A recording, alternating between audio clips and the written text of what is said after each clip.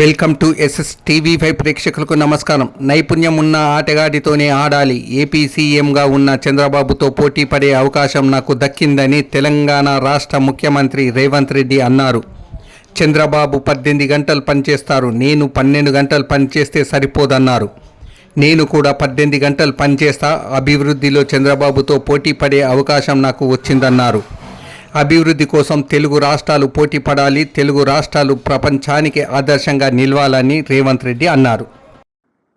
మనలో ఉన్న ఆట నైపుణ్యం వెలికి రావాలి, ప్రజల గుర్తింపు జరగాలంటే నైపుణ్యం కలిగిన ఆటగాడితో పోటీ పడాలి అని పెద్దలు చెప్తూ ఉంటారు.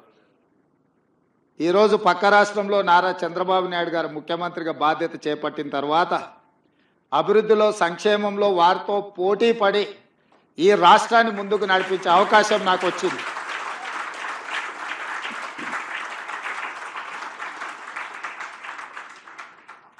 గతంలో 12 గంటలు పనిచేస్తే సరిపోతుంది, అంతకు మించి అవసరం లేదు అనుకునేవాడిని.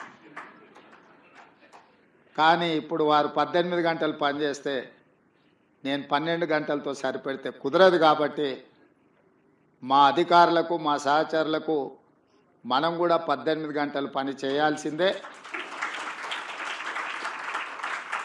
అభివృద్ధి విషయంలో, సంక్షేమం విషయంలో పోటీపడి ఈ 2 తెలుగు రాష్ట్రాలు ప్రపంచానికే ఒక రోల్ మోడల్గా నిలబడాలి అని నేను భావిస్తున్నాను. ఆ దిశగా మా ఆలోచన